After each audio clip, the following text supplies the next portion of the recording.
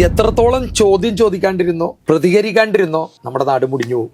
ഇന്ത്യക്ക് സ്വാതന്ത്ര്യം കിട്ടിയിട്ട് ഏറ്റവും നല്ല ആയുധമാണ് വിവരാവകാശ നിയമം.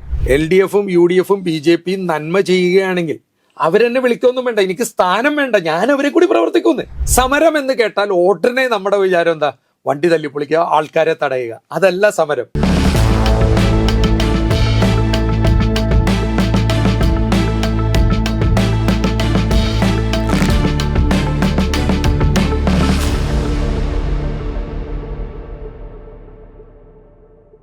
നമസ്കാരം. പച്ചയ്ക്ക് ചോദിക്കുന്നു എന്ന പ്രോഗ്രാമിലേക്ക് ഏവർക്കും സ്വാഗതം. ബെന്നിച്ചേട്ടാ നമസ്കാരം. നമസ്കാരം. ഇന്ന് നമുക്ക് അടുത്തത് ജനങ്ങളെ കൊണ്ട് ചോദ്യം ചോദിപ്പിക്കേണ്ട വിഷയം നമ്മൾ സഞ്ചരിക്കുന്ന റോഡുകളെ കുറിച്ചൊക്കെയാണ്. എങ്ങനെയാണ് നമ്മൾ ചോദ്യങ്ങൾ ചോദിക്കേണ്ടത്? പ്രത്യേകിച്ചും ഈ പ്രോഗ്രാം കാണേണ്ടത് പുതിയ തലമുറയിലെ യുവാക്കളും വിദ്യാർത്ഥികളുമാണ്. പ്രത്യേകിച്ചും DYFA, SFI, KSU കോളേജിലെ കുട്ടികൾ വളരെ ശ്രദ്ധാപൂർവം ജനാധിപത്യം നന്നാവണമെങ്കിൽ ചോദ്യങ്ങൾ ഉണ്ടാവണം. എത്രത്തോളം ചോദ്യം ചോദിക്കാണ്ടിരുന്നോ, പ്രതികരിക്കാണ്ടിരുന്നോ, നമ്മുടെ നാട് മുടിഞ്ഞു പോകും. പ്രതിപക്ഷം പോലും ചോദ്യങ്ങൾ ചോദിക്കാതെ പ്രതികരിക്കാതെ ഇരിക്കുന്ന ഒരു നശിഞ്ഞ ജനാധിപത്യത്തിലാണ് ഞാൻ നിങ്ങളോട് ഇപ്പോൾ സംസാരിക്കുന്നത്. അപ്പോൾ നമ്മളിത് തുടങ്ങുന്നതിനെ കുറിച്ച് പറഞ്ഞപ്പോൾ ഞാൻ ആദ്യം പറഞ്ഞത് ഭാരതത്തിലും കേരളത്തിൽ പ്രത്യേകിച്ചും ഗതാഗതം, റോഡ് തകർന്ന് തരിപ്പണമായി എല്ലാ ദിവസവും വാർത്ത കണ്ട് വാർത്ത ചെയ്യുന്നവനും കാണുന്നവനും PWD മന്ത്രിക്കും കോൺട്രാക്ടറൊക്കെ മതിയായി. ഇത് ഇത്ര ആവുള്ളൂ പറയും. അങ്ങനെയല്ല, വേണമെങ്കിൽ ചക്ക വേരിലും കായ്ക്കും. അതിനൊരു പോംവഴി നിങ്ങൾ ചോദിക്കാനും പ്രവർത്തിക്കാൻ വേണ്ടിയാണ് ഇന്ന് ഞാൻ പറയുന്നത്. ഒന്നാമതായി ഇവിടെ പറയുന്ന ഈ പച്ചക്ക് ചോദിക്കുന്നു എന്ന് പറയുന്ന കാര്യങ്ങളെല്ലാം, ഈ പാവം ഞാനൊരു MLA ഒന്നുമല്ല, ഒരു സോഷ്യൽ വർക്കറാണ്, സാമൂഹ്യ പ്രവർത്തകനാണ്, ഒരു സീനിയർ ജേർണലിസ്റ്റാണ്. അതിലെല്ലാം ഉപരി എനിക്ക് എൻ്റെ നാട് രക്ഷപ്പെടണമെന്നുള്ള ഒരു ആഗ്രഹം കൊണ്ടാണ്. ഇതിൻ്റെ അകത്ത് ഒരു രാഷ്ട്രീയവും ഇല്ല. 2020 കൂടെ നിൽക്കുന്നത് അവർ നല്ലത് ചെയ്യണോണ്ടാണ്. LDFും UDFും BJPയും നന്മ ചെയ്യുകയാണെങ്കിൽ അവരെന്നെ വിളിക്കൊന്നും വേണ്ട, എനിക്ക് സ്ഥാനം വേണ്ട, ഞാൻ അവരെ കൂടി പ്രവർത്തിക്കുന്നു. ഞാൻ അവരുടെ എതിരല്ല. എൻ്റെ രാജ്യം നന്നാവണം, എൻ്റെ നാട് നന്നാവണം. അപ്പൊ രാജ്യവും നാടും നന്നാവുന്ന രാഷ്ട്രീയമാണ് എൻ്റെ രാഷ്ട്രീയം. അതാണ് ശരിയായ രാഷ്ട്രീയം. അതെ, അല്ലാണ്ട് എൻ്റെ പാർട്ടി ചെയ്യണതെല്ലാം നല്ലത് ക്യാപ്സ്യൂൾ വെച്ച് ന്യായീകരിച്ച് താറും പാട്ട വരെ പെയിന്റ് അടിച്ച് വെളുപ്പിക്കാനൊന്നും എന്നെ കിട്ടില്ല. എന്റെ നേതാവിനെ ഞാൻ ചോദ്യം ചെയ്യും. അപ്പൊ ഇന്നത്തെ വിഷയം നമ്മൾ റോഡ് എടുക്കുകയാണെങ്കിൽ 28 കൊല്ലം ദുബായിൽ ജോലി ചെയ്താണ്. ദുബായിലെ റോഡിനെ കുറിച്ച് പറഞ്ഞാൽ അവിടെ നമുക്ക് നെയ്റോസ്റ്റും മസാല ദോശ റോട്ടിലിട്ടുണ്ടാക്കാം. അത്രയും നല്ല ദോശക്കല്ല് പോലത്തെ റോഡാണ്. എന്നെ പലരും കളിയാക്കി ചോദിക്കും, താൻ ഇത് ദുബായ് ആക്കാൻ പോവണമെന്ന്. എന്നെ കളിയാക്കിയാണ് ചോദിക്കുന്നതെങ്കിൽ എനിക്കത് ഭയങ്കര ഇഷ്ടമാണ്. ഞാൻ ദുബായിയാണല്ല ആക്കണത്, അല്ലാണ്ട് ഉഗാണ്ടല്ല ആക്കണത്. ഇവര് പറയുന്ന UP അല്ലല്ലോ ആക്കണേ. എൻ്റെ കൊച്ചു കേരളം ദുബായ് ആയാലും എന്താ കുഴപ്പം, സിംഗപ്പൂർ ആയാലും എന്താ കുഴപ്പം? അപ്പൊ നമ്മുടെ റോഡിന്റെ വിഷയം എടുത്താൽ, ഞാനും നിങ്ങളെപ്പോലെ സാധാരണക്കാരെ പോലെ, ഞാൻ ഇവിടെ വന്നപ്പോൾ എനിക്കൊരു ഹോണ്ട എക്കോഡൊക്കെ ആയിരുന്നു. ഈ വണ്ടിയൊക്കെ ഈ റോട്ടിൽ ഓടിച്ച് വർക്ക്ഷോപ്പ് ബില്ലും വണ്ടി നശിക്കണ, ഞാൻ വണ്ടീനെ അത്ര സ്നേഹിക്കണ ഒരാളാണ്. അപ്പോൾ വണ്ടി ചീത്തയാവണതും കാശും രണ്ടും കൂടി വന്നപ്പോഴാണ് ഞാൻ പലതിലും ഇടപെടാൻ തുടങ്ങി. ഞങ്ങൾ കലൂർ കടവന്തർ റോഡ് അത് പണി തീർക്കാണ്ട് ഇട്ടിട്ട് തന്നെ കൊല്ലങ്ങളായി. അവസാനം പൂർത്തീകരിച്ചു കഴിഞ്ഞപ്പോൾ ഒറ്റ വർഷം കൊണ്ട് ആ റോഡ് പൊട്ടിപ്പൊളിഞ്ഞ് കുളന്ന് വെച്ചാൽ ബസ് പോലും പോകില്ല. ബസ് 90 ഡിഗ്രിയിലൊക്കെയാണ് ചെറിയാണ്. അങ്ങനെ ഞാനൊരു ദിവസം അതിൻ്റെ അകത്ത് ഇടപെട്ട് കൗൺസിലറായിരുന്ന ടോണി ചമ്മണി, മേയറായിട്ടില്ല, കൗൺസിലറായ ടോണി ചമ്മണി, വ്യാപാരി വ്യവസായി, ഓട്ടോറിക്ഷ തൊഴിലാളികൾ, പള്ളിയിലെ ചെറു സംഘടനകൾ, ക്ലബ്ബുകൾ, പള്ളിയിലെ വികാരിയച്ഛൻ, സെന്റ് ഫ്രാൻസിസ് സേവിയർ കലൂർ പള്ളിയിലെ വികാരിയച്ഛൻ, സെന്റ് ജോക്കിംസ് കോൺവെന്റിലെ മഠത്തിലെ കന്യാസ്ത്രീകളെ പോലും ആ സമരത്തിലിറക്കി. സമരം എന്ന് കേട്ടാൽ ഓട്ടനെ നമ്മുടെ വിചാരം എന്താ? വണ്ടി തല്ലിപ്പൊളിക്കുക, ആൾക്കാരെ തടയുക. അതല്ല സമരം. നമ്മൾക്ക് വേണ്ട കാര്യങ്ങൾ കൃത്യമായി ജനപ്രതിനിധികളെയും ഭരണാധികാരികളെയും അറിയിക്കാൻ ചെയ്യുന്ന സമരങ്ങൾ ഭരണഘടന അനുസരിച്ച് നിയമാനുസൃതം നിയമവാഴ്ചയ്ക്ക് വേണ്ടി തെറിയൊന്നും പറയാതെ, മറ്റുള്ളവരെ ദ്രോഹിക്കാതെ, വഴി തടയാതെ എങ്ങനെ സമരം ചെയ്യാമെന്ന് ഞാൻ ആദ്യം കാണിച്ചു കൊടുത്തു. കത്രിക്കടവ് റെയിൽവേ മേൽപ്പാലത്തിന്റെ സമീപത്ത് ഒരു ഷെഡ് കെട്ടി ഞങ്ങൾ സമരം ഇരുന്ന്, പാലോളി മുഹമ്മദ് കുട്ടി അന്ന് PWD മിനിസ്റ്റർ, അദ്ദേഹമൊക്കെ ആയിട്ട് സംസാരിച്ച് ആ റോഡ് പണിയാൻ സാങ്ഷൻ ആവുകയാണ്. ഈ റോഡ് പണിയാൻ സാങ്ഷൻ ആയപ്പോൾ ഞങ്ങൾ ഈ റോഡ് ആരുടെ അധീനതയിലാണെന്ന് വിവരാവകാശം വെച്ചെടുത്തു. അപ്പോൾ പറഞ്ഞു PWD പണം മുടക്കുകയും GCDA പണം മുടക്കുകയും കൂടി ചെയ്ത് GCDA ഗ്രേറ്റർ കൊച്ചിൻ ഡെവലപ്മെന്റ് അതോറിറ്റിയുടെ ഉടമസ്ഥയിലാണ് ഈ റോഡ് പണിയണമെന്ന് ഞങ്ങൾക്ക് വിവരാവകാശം കിട്ടി. ഈ വിവരാവകാശം കിട്ടിയപ്പോൾ നമ്മുടെ ഗാനഗന്ധർവൻ യേശുദാസിനോട്, ദാസേട്ടനോട് ഞാൻ പറഞ്ഞു, ദാസേട്ട ഞാൻ ഒരു പണി ചെയ്യുന്നുണ്ട്, എന്നെ ഒന്ന് സഹായിക്കണം. അപ്പൊ പുള്ളി പറഞ്ഞ് സഹായിക്കാം. എന്താടാ നിന്റെ പ്ലാൻ? ഞങ്ങൾ എന്ത് ചെയ്തു എന്ന് വെച്ചാൽ, ആദ്യം തന്നെ കലൂരുള്ള പ്രായം ചെന്നവരും കുട്ടികളും എല്ലാവരും ജനങ്ങളെ മുഴുവൻ സംഘടിപ്പിച്ചുകൊണ്ട് ഒരു ചെറിയ കമ്മിറ്റി ഉണ്ടായി. ആ കമ്മിറ്റി GCDAക്ക് ഒരു വിവരാവകാശം കൊടുത്തു. ഈ വിവരാവകാശം എന്താണെന്ന് വെച്ചാൽ 10 രൂപ സ്റ്റാമ്പ് ഒട്ടിച്ചിട്ട് ആരുടെ അധീനതയിലാണ് ഈ റോഡ്? അപ്പോൾ GCDA. ആരാണ് ഇത് മേൽനോട്ടം വഹിക്കുന്ന എഞ്ചിനീയറോ ഉദ്യോഗസ്ഥൻ? പേര് കിട്ടി. ആരാണ് ഈ റോഡിന്റെ ടെൻഡർ പിടിച്ചേക്കുന്നത്? കോൺട്രാക്ടർ ആരാണ്? അത് കിട്ടി. എന്ത് മെറ്റീരിയലുകൾ നിങ്ങൾ ഉപയോഗിക്കുന്നു? 3 ഇഞ്ച് കല്ലെത്ര, 1/2 ഇഞ്ച് കല്ലെത്ര, 4 ഇഞ്ച് കല്ലെത്ര, മണ്ണെത്ര, എത്ര കുബിക്കടി, അതായത് മെറ്റീരിയൽസ് റിപ്പോർട്ട്. താറെത്ര, എന്ത് തരം താറാണ്, അത് എത്ര മിഷനറി ഉണ്ട്, എത്ര തൊഴിലാളികൾ ഉണ്ടാവും. ഇതൊക്കെ കേട്ടോടുകൂടി ഇവർ ഞെട്ട്. ഇന്ത്യക്ക് സ്വാതന്ത്ര്യം കിട്ടിയിട്ട് ഏറ്റവും നല്ല ആയുധമാണ് വിവരാവകാശ നിയമം, RTI. പക്ഷെ പിള്ളേർ ഉപയോഗിക്കുന്നില്ല. അതവിടെ ഇരുന്ന് തുരുമ്പിക്കോണ്. വിവരാവകാശം നമ്മുടെ ചെറുപ്പക്കാർ, വിദ്യാർത്ഥികൾ, ജനങ്ങൾ ഉപയോഗിച്ചാൽ മന്ത്രിമാര് വരച്ച വരയുമ്പോൾ കൂടെ നടക്കുള്ളൂ. ഉപയോഗിക്കണം. അങ്ങനെ ഞങ്ങൾ ഈ വിവരാവകാശം വെച്ച് മെറ്റീരിയലൊക്കെ എടുത്ത്, അടുത്ത ചോദ്യം, എന്ന് പണി തുടങ്ങും, എന്ന് ഇത് തീരും? എല്ലാത്തിനും 10 രൂപയുള്ള ചെലവ്, വെറും 10 രൂപ. എന്ന് പണി തുടങ്ങും, എന്ന് പണി തീരും. അന്ന് മുഹമ്മദ് അനീഷ് എന്ന് പറഞ്ഞ കൊച്ചിയിലെ കളക്ടർ ഇന്നത്തെ പോലെ മന്ത്രിമാരെ ഭയപ്പെട്ടും ഓശാനുപാടി നിൽക്കുന്ന ഒരാളല്ല.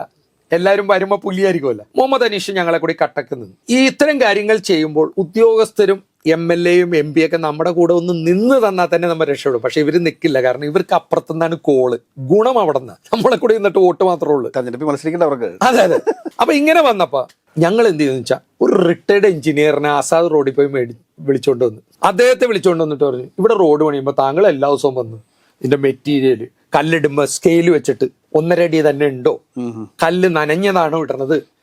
ഒരു എഞ്ചിനീയറിനെ കൊണ്ടുവന്നേ. അത് നമുക്ക് സ്റ്റുഡൻസിനെയും കൊണ്ടുവരാം. ഇപ്പൊ രാജഗിരി ഇവിടെയൊക്കെയുള്ള എഞ്ചിനീയർ, സിവിൽ എഞ്ചിനീയേഴ്സ് ഇവരുടെ കോൺട്രാക്ട് പ്രകാരമുള്ള പണിയണമെങ്കിൽ ഞങ്ങൾ എന്ത് ചെയ്യുന്നത്? പെണ്ണുങ്ങളടക്കം, കൊച്ചുങ്ങളടക്കം, പള്ളിയിലെ അച്ഛനടക്കം, വ്യാപാരി വ്യവസായി, ഓട്ടോറിക്ഷ തൊഴിലാളി അടക്കം, തെറിയൊന്നുമില്ല. ചെന്ന് കോൺട്രാക്ടറെ കൊണ്ട് വിളിക്കും, ചേട്ടാ ഇതല്ലേ 4 ഇഞ്ച് കല്ലല്ലേ പറഞ്ഞേക്കണം, 3 ഇഞ്ചല്ലേ വന്നിട്ടുള്ളൂ, നനഞ്ഞതാണല്ലോ വന്നേക്കണത്. അതിപ്പോ എന്താ പറയുക? വേണ്ട, ഇന്ന് നിങ്ങൾ വീട്ടിൽ പോയി നനവ് കഴിയട്ടെ, നനഞ്ഞാകുമ്പോ ഞങ്ങൾ അറിയിക്കില്ല. ഒന്ന്, ഇവിടുത്തെ ചെറുപ്പക്കാരും നാട്ടുകാരും വിദ്യാർത്ഥികളൊക്കെ ശ്രദ്ധിക്കേണ്ട കാര്യം, ഒരു ഇലക്ട്രിക് പോസ്റ്റ് ഇട്ടാലും, ഒരു റോഡ് പണിതാലും, ഒരു കാണ പണിതാലും അത് നമ്മുടെ അപ്പന്റെ, എന്റെ അപ്പന്റെ പൈസയാണെന്ന് ആദ്യം ഒരു ചിന്ത വരണം. അല്ലാണ്ട് ഇലക്ട്രിക് പോസ്റ്റ് ഇടണം, റോഡ് പണിയണതും പിണറായിയുടെയോ കമലമ്മയുടെയോ ഉമ്മൻചാണ്ടിയുടെയോ AK ആന്റണിയുടെയോ നരേന്ദ്രമോദിയുടെ പൈസ അല്ല. ഇവർ വന്ന് ബോർഡൊക്കെ വെക്കും. നമ്മുടെ നികുതി പണത്തിൽ നിന്നാണ് പണിയണത്. അങ്ങനെ പണിയുമ്പോൾ നമുക്ക് ചോദ്യം ചോദിക്കാനും, അത് നമ്മുടെ സ്വത്താണ്. നമ്മുടെ വീട് പണിയുമ്പോഴും നമ്മുടെ വീട്ടിലൊരു മുറി പണിയുമ്പോൾ നമ്മൾ നോക്കി നിൽക്കില്ലേ എന്ന് പറഞ്ഞ പോലെ ഞങ്ങൾ ഈ എഞ്ചിനീയറിനും കൊണ്ട് എല്ലാവർക്കും വീഡിയോ ചെയ്യാൻ തുടങ്ങി. ഒരു വീഡിയോ എണ്ണീന് എത്ര രൂപ വരും? ഇത് വലിയ മത്സരത്തിനൊന്നും വിടണമല്ലല്ലോ. ഒരു ഇത്തിരി ലൈറ്റ് വേണം, കിട്ടണം, മങ്ങിപ്പോരുത്. ഞങ്ങൾ കല്ലിടണത്, താറിടണൊക്കെ കലൂർ കടവന്തർ റോഡിൽ വീഡിയോ എടുത്ത് എഞ്ചിനീയർ, പണിക്കാർ വന്നത് 8 മണിക്ക്, ഞങ്ങളുടെ മോണിറ്ററിംഗ് കമ്മിറ്റി വന്നത് 7 മണിക്ക്, പണിക്കാർ പോണത് 5 മണിക്ക്, മോണിറ്ററിംഗ് കമ്മിറ്റി പോണത് 6 മണിക്ക്. അപ്പൊ ഞങ്ങളൊരു 10-15 പേര് എപ്പോഴും റോഡ് പണിയുടെ അടുത്ത് ഉണ്ടാവും. ഇവർ ഒരു പ്രാവശ്യം നനഞ്ഞ കല്ലുകൊണ്ടുവന്ന് കളക്ടർ മുഹമ്മദ് അനീഷിനെ വിളിച്ചു. കളക്ടറിന്റെ കാറിൽ വന്ന് സ്റ്റോപ്പ് ചെയ്യിച്ചു. കല്ലുണങ്ങിയിട്ട് പണിതാണ് ചെയ്യുന്നത്. അങ്ങനെ ഞാൻ നോക്കുമ്പോൾ ഇവര് താറ് പാട്ടേമിൽ ഊട്ടിയിട്ടിട്ട് ഇങ്ങനെ ഒഴിക്കുകയാണ്. അല്ല, അതിനു മുമ്പ് ചൂല് കൊണ്ടൊന്ന് അടിക്കുകയാണ്. ചൂലടിച്ചാൽ ഒരിക്കലും പൊടി പോവില്ല, ഇലയൊക്കെ പോവും, പൊടി പോവില്ല. അപ്പൊ ഞാൻ പറഞ്ഞു, നിങ്ങൾ അടിച്ചേക്കണ കംപ്രസർ എയർ വെച്ച് അടിക്കുമെന്നാണ്. സാർ അത് ഇവിടേക്ക് അടിച്ചാൽ ഇവിടെയൊക്കെ പൊടി വരും. അതൊന്നും എനിക്കറിയണ്ട, നിങ്ങൾ അടിക്കാൻ പറഞ്ഞു. ഇവര് കംപ്രസർ കൊണ്ടൊന്ന് എയർ അടിച്ചപ്പോൾ കലൂർ കടവന്തർ റോഡ് 3 കിലോമീറ്റർ റോഡിലുള്ള ഒരു അന്തം വിടുവാണ്. ഇങ്ങനെയും റോഡ് പണിയോ? പണി തുടങ്ങിയപ്പോൾ ഇവർ കല്ലിറക്കിയപ്പോൾ തന്നെ ഞാൻ നോക്കുമ്പോൾ 4 ഇഞ്ച് കല്ല് പലതും എടുത്ത് അളന്ന്, കല്ലിന്റെ അളവ് ശരിയല്ല, ക്വാണ്ടിറ്റി ശരിയല്ല. എന്നിട്ട് 3-4 ലോഡ് ഈ 3 കിലോമീറ്ററിൽ തന്നെ കുറവ്. ഞങ്ങൾ പറഞ്ഞു, കല്ല് തന്നെ ഒന്ന് പറഞ്ഞു. അതിപ്പോ പൊക്കം കൂടുമെന്ന് പറഞ്ഞു. ഞാൻ പറഞ്ഞു, ഒന്നല്ലേ കരിങ്കലിന്റെ പൈസ തിരിച്ചു കൊടുക്കുക, അല്ലെ പൊക്കം കൂടിക്കോട്ടെ എന്ന് പറഞ്ഞു. കല്ല് മുഴുവൻ അടിപ്പിച്ചു. കാരണം എന്റെ എഞ്ചിനീയർ എന്നോട് പറയണം ഇവിടെ ഇല്ലാന്ന്. അത് കഴിഞ്ഞ് ഈ കല്ലൊക്കെ ഇറക്കി റോളർ ഇട്ട് ഓടിക്കുമ്പോഴാണ് വൈബ്രേറ്റർ റോളർ കൊണ്ടിരുന്നു ഇതിൻ്റെ അകത്ത് എഴുതിയിരുന്നു. ഞാൻ ഈ കോൺട്രാക്ടറോട് ചോദിച്ചോ, വൈബ്രേറ്റർ ഒന്നും വന്നു കണ്ടില്ലല്ലോ. ഇവിടെ അതൊക്കെ ഹൈവേയിലല്ലേ? ഞാൻ പറഞ്ഞു, ഈ കൊട്ടേഷനിൽ ഉണ്ടല്ലോ ഇത്. അങ്ങനെ ഞങ്ങളുടെ കലൂർ കത്രിക്കടവ് റോഡിലുള്ളവർ ആദ്യമായിട്ട് കണ്ട് റോളർ ഇങ്ങനെ ഓടുമ്പോൾ കിടുകിടുകിട് ഇങ്ങനെ ഇടിക്കണത്. അത് കഴിഞ്ഞ് താറ് ഞാൻ നോക്കുമ്പോൾ ട്രക്കിൽ കൊണ്ടുവരുന്നു, ഷവലിന് കുത്തുന്നു, ഇങ്ങനെ വീശുന്നു, ആ ചരലും ഇതും. ഞാൻ പറഞ്ഞു, അങ്ങനെയല്ല, നിങ്ങൾ ടിപ്പറിൽ ഇട്ടിട്ട് ലെവലർ വെച്ചിട്ട് ഇങ്ങനെ ഓടിക്കുന്നാണ് കണ്ടേക്കണത്. അതുകൊണ്ടൊന്നും കലൂർ കത്രിക്കടവിൽ ചുരുക്കി പറഞ്ഞാൽ എല്ലാവരും ആദ്യമായിട്ട് നല്ലൊരു റോഡ് പണി കണ്ടു. രണ്ട് സൈഡും കെട്ടിയാൽ തന്നെ റോഡ് തള്ളിപ്പോവില്ല.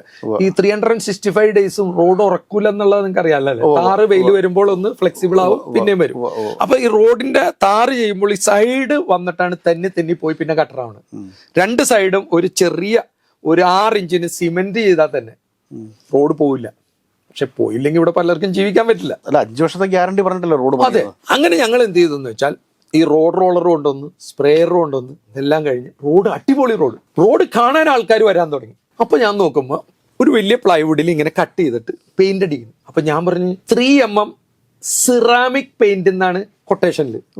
ഞാൻ പള്ളിയിൽ അച്ഛനോട് എന്ന് പറഞ്ഞു, അച്ഛോ അവര് ആ പ്ലൈവുഡ് ഇട്ട് പെയിന്റ് അടിക്കണ തെറ്റാണ്. അപ്പൊ അച്ഛൻ എന്നോട് പറയും, എടാ അവര് ഇത്രയൊക്കെ ചെയ്തില്ലേ, ഇത് വിട്ടുകളാ, ഇത്രയെങ്കിലും മതി. അപ്പൊ ആൾക്കാർ സംതൃപ്തരായി. ഞാൻ പറഞ്ഞു പറ്റില്ല അച്ഛോ, ഇതിൽ മായം ചേർക്കാൻ പറ്റില്ല. 3mm കനത്തിൽ സിറാമിക് പെയിന്റ് തന്നെ അടിക്കണമെന്ന് പറഞ്ഞു. എല്ലാരും കൂടി അച്ഛൻ അവസാനം സഹിയിട്ട് ഞങ്ങളെ കൂടി വന്ന് കളക്ടറെ വിളിച്ചു പറഞ്ഞു, ഈ പെയിന്റ് അടിച്ചതൊക്കെ ചിരണ്ടി അവര് കലൂര് തൊട്ട് കടവന്തറ വരെ 3mm, രണ്ട് സൈഡിൽ വൈറ്റ് ലൈനും നടുക്കുള്ള ലൈനും 3mm സിറാമിക് ഇട്ട്.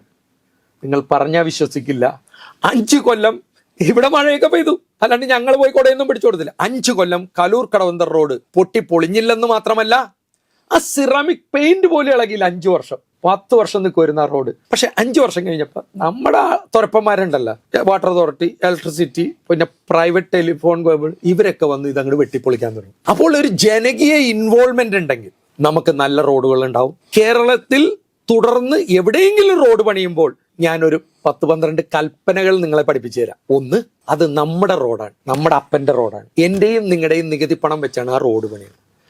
2, വിവരാവകാശം എടുക്കുക. ആരാണ് കോൺട്രാക്ടർ, ആരാണ് എഞ്ചിനീയർ, എന്തെല്ലാം മെറ്റീരിയൽ ഉപയോഗിക്കും, എന്തൊക്കെ മെഷീനറി കൊണ്ടുവരും, അങ്ങനെ ഡീറ്റെയിൽ ആയിട്ട് വിവരാവകാശം എടുക്കുക. പണി ചെയ്യുമ്പോൾ ഇത്രയും കോടി രൂപയുടെ പണി പണിയുമ്പോൾ നമുക്ക് നാട്ടുകാർക്ക് ഒരു 5000 രൂപ കൊടുത്ത് ഒരു എഞ്ചിനീയറെ കൊണ്ടുവരാന്നേ ഇതൊക്കെ ഒന്ന് നോക്കാൻ. അല്ലെങ്കിൽ പഠിക്കണ പിള്ളേര് അവര് വന്ന് മെറ്റീരിയലിന്റെ അളവെടുക്കും. റോഡ് പണിയുമ്പോൾ നമ്മളും കൂടി അതിൻ്റെ അകത്തോട്ടൊന്ന് ഇൻവോൾവ് ചെയ്താൽ പൊട്ടിപ്പൊളിയാത്ത സുന്ദരമായ റോഡ് പണികൾ ഇവിടെ നടക്കും.